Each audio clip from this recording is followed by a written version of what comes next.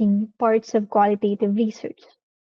When you have participants from different backgrounds or perspectives, it's natural for their views to sometimes conflict.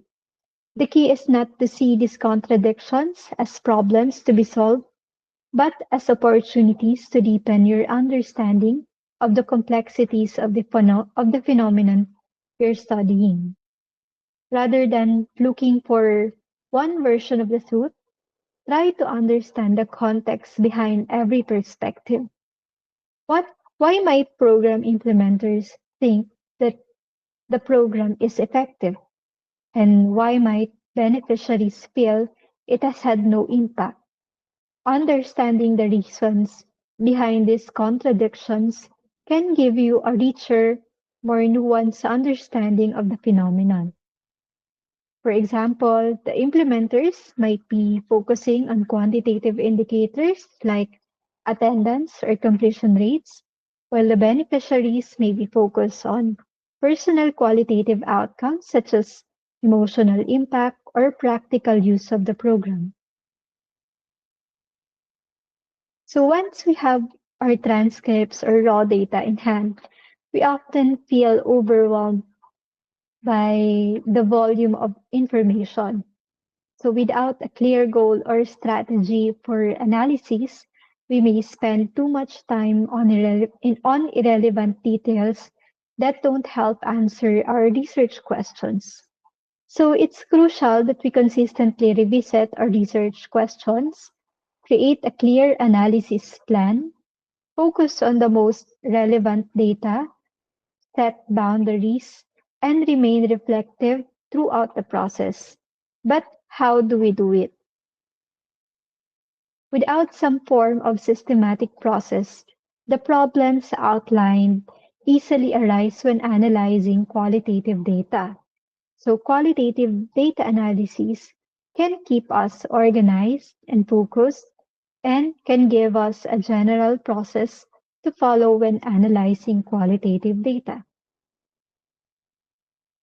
Qualitative data analysis, or QDA, is all about working through the data in a back and forth way, like a conversation between you, the researcher, and the information.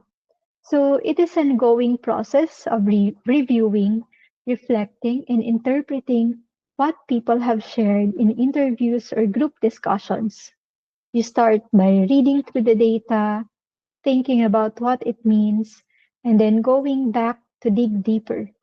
So this back and forth or iteration helps you to fully understand the story that the data is telling you. By repeating this process, you get a more nuanced and rich interpretation of what's really going on in the data. So all throughout the process of doing the QDA, you must be clear with your objectives. Do you want to describe a phenomenon in some or greater detail?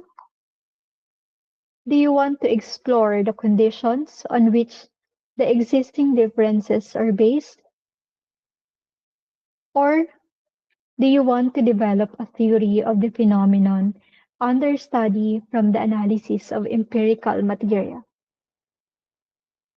So, whatever our aims are in the process of conducting qualitative data analysis, we have to give great emphasis on how our study participants create realities about the issues under study, how their world is determined by the way they see it, and how they function within it.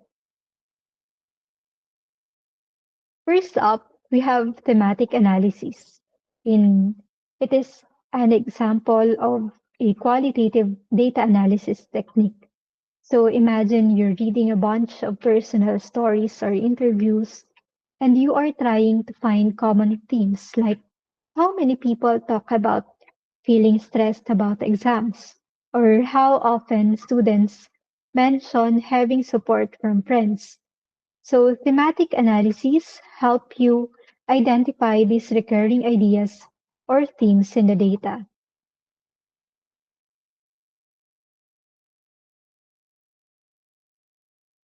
Next, we have narrative analysis. This one is all about understanding the story behind what someone shares. Let's say you interview a student about their journey in high school, what challenges they've faced, how they've grown, or the major turning points in their life. Narrative analysis can help you focus on the structure of the story itself. What's the plot? Who are the key characters? It's less about finding themes and more about understanding how the story unfolds over time.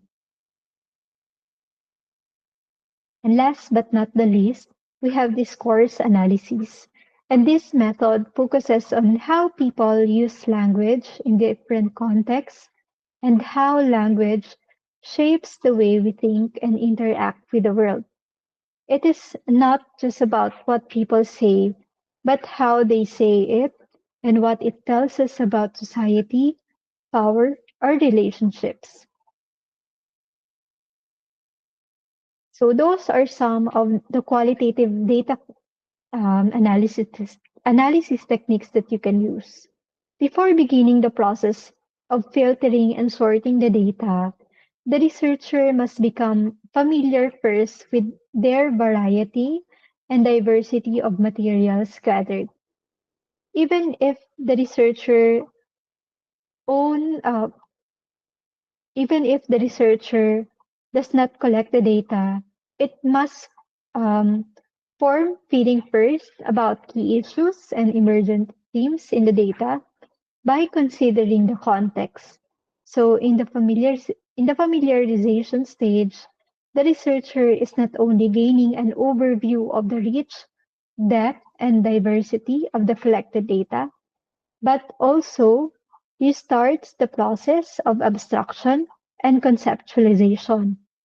While reviewing the material, you are expected to make notes, record the range of responses to questions posed by the researchers themselves, jot down frequent themes and issues which emerge as important to the study participants themselves. A research memo, also known as analytical or reflective memo, is an integral part of the qualitative research process and is part of the familiarization process. In the early stages of the research process, memos can help you articulate your initial impressions and tentative propositions about the data.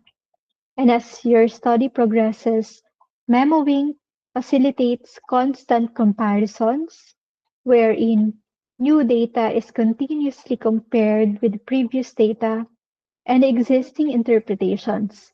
So, this iterative process helps researchers identify patterns, formulate theoretical concepts, and build a coherent analytical narrative. So, what should be included in a research memo? First is the date and identifier.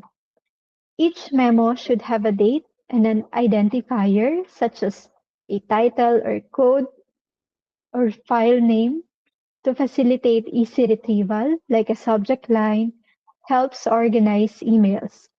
The identifier often refers to the specific data source or theme that the memo pertains to. Second, the summary of data. The memo should include a brief summary of the relevant data, and this provides context for your own reflections and interpretations. Third is the reflections and interpretations. So the main body of the memo consists of your reflections and interpretations of the data. This might include initial impressions, emerging patterns, tentative propositions, theoretical insights, or questions for further exploration. You are encouraged to write freely and openly without worrying too much about style or coherence at this stage. Fourth are the connections to other memos or data. So if the reflections in a memo relate to or contradict reflections in another memo or data source, like interviews or focus group discussions, this should be noted. This helps you in identifying connections and discrepancies and facilitates constant comparison process. And lastly, the next steps or the memo might include a note on the next steps. This could be potential plans for further data collection, the areas for deeper analysis, or the strategies for validating the interpretation. So after the memo, we now proceed to coding. Coding in a qualitative data analysis is like sorting through a big pile of notes and tagging them with labels to identify key ideas or patterns. So when you read through your interviews, stories, or discussions, you code the data by highlighting important words or phrases and assigning them a code or label. This can help you organize the data and find meaning so you can easily spot recurring trends or themes later on. So think of it like organizing a messy closet by grouping similar items together. So when you think about codes and themes, we can associate them with building blocks. So each building block is a code, and a code is some more specific than the themes. It can be a word or short